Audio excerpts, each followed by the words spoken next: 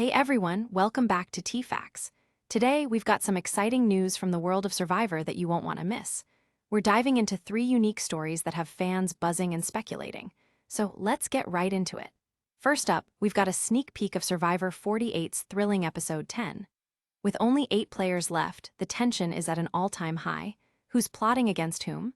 We'll break down the promo and discuss the implications of the latest blindside. Stick around to find out what "never get comfortable" really means. Next, we're diving into a heated debate. Are recent seasons of Survivor making it too easy for contestants? With shorter gameplay and more comforts, fans are split. We'll hear opinions from former contestants and fans alike. Is it adult summer camp, or are the challenges still tough? Let's uncover all the perspectives. Finally, we'll take a look at the exciting results from the Survivor 50 fan voting. What changes do fans want to see in the upcoming season? From the design of the immunity necklace to whether tribes should receive supplies, we've got the scoop on how viewers are shaping the next season of their favorite show. Don't forget to stay tuned, subscribe, and hit that notification bell so you never miss an update from TFacts. Let's jump into these stories. Let's kick things off with Survivor 48, Episode 10. In this latest promo, tensions are rising as we're down to the final 8 players. The latest castaway voted out was David Kinn, and his departure was nothing short of a shocking blindside. The big question is, did Joe Hunter and Eva Eriksson make a critical mistake in their gameplay? With David gone, Joe and Eva have lost not only an ally, but also a crucial shield. This shakeup in the tribe dynamics has shifted the power balance, giving Camilla Carthagesu and Kyle Fraser a stronger position. As we look ahead to the upcoming episode, titled "My Enemies Are Plottin'," there's a promise of even more drama. The synopsis hints at a twist between players at the bottom of the hierarchy as they begin to target one another. There's a very telling line in the promo when Star Toomey sings about the importance of not getting comfortable in the game. What does this mean for Joe and Eva? Are they really in danger? Could they turn against each other as the pressure mounts? In this promo, we see the remaining 8 castaways scrambling in a frantic search for safety, with the phrase, "never get comfortable," flashing prominently on the screen. It's clear that every move and strategy will be critical in the coming episodes. Eva has a unique advantage in this game. She holds a hidden immunity idol gifted to her by Star, plus a safety without power advantage. This safety without power allows her to leave a tribal council unscathed, but it also means she can't vote that night. While Eva seems to be in a strong position, Joe now finds himself in a vulnerable spot. Could Eva decide to share her advantages with Joe, or does her statement in the promo suggest she plans to keep them for herself? Additionally, viewers were given insight into David Kinn's feelings after his elimination. He spoke openly about Joe Hunter, calling him a bully during interviews. This adds another level of complexity to the relationships within the tribe.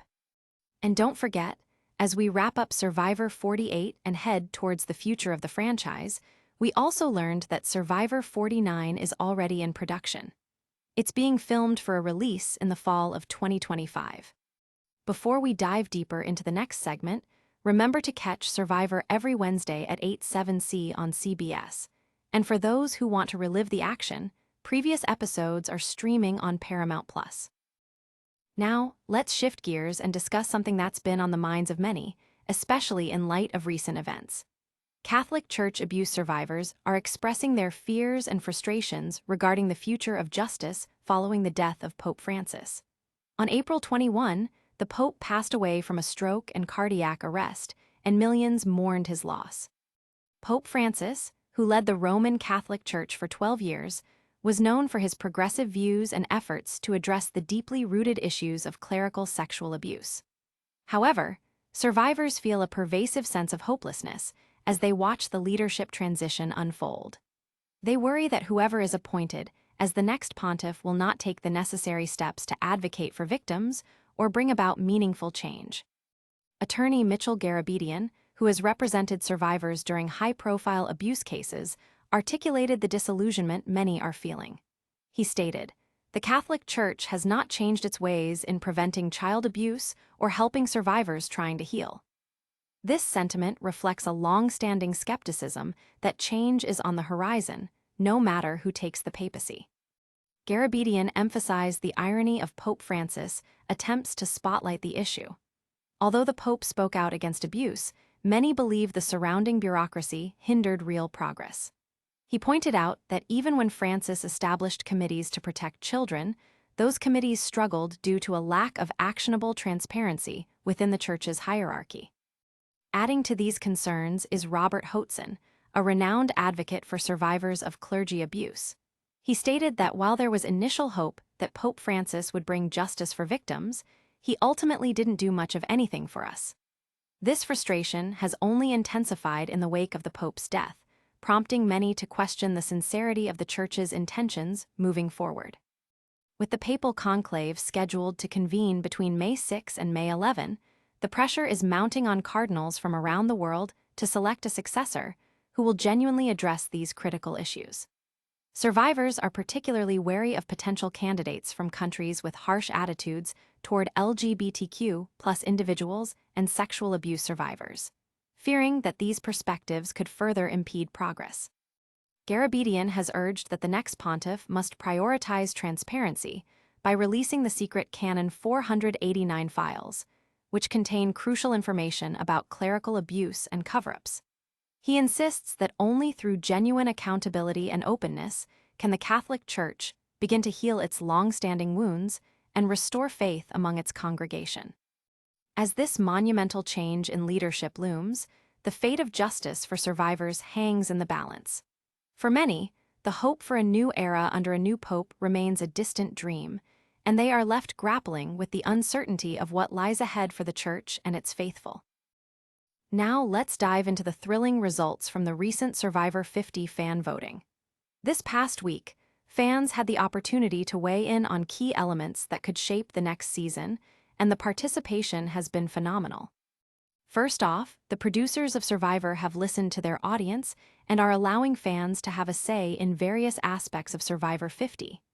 Throughout this spring, fans have been voting on several topics that will directly influence how the season unfolds. This kind of engagement is a first for the franchise, creating a more interactive experience for loyal viewers. In this latest round of voting, fans were asked 3 new questions. One of the hottest topics was the design of the immunity necklace. The results were overwhelmingly in favor of a design that resembles a phoenix rising from the ashes, with a staggering 81% of respondents supporting this choice.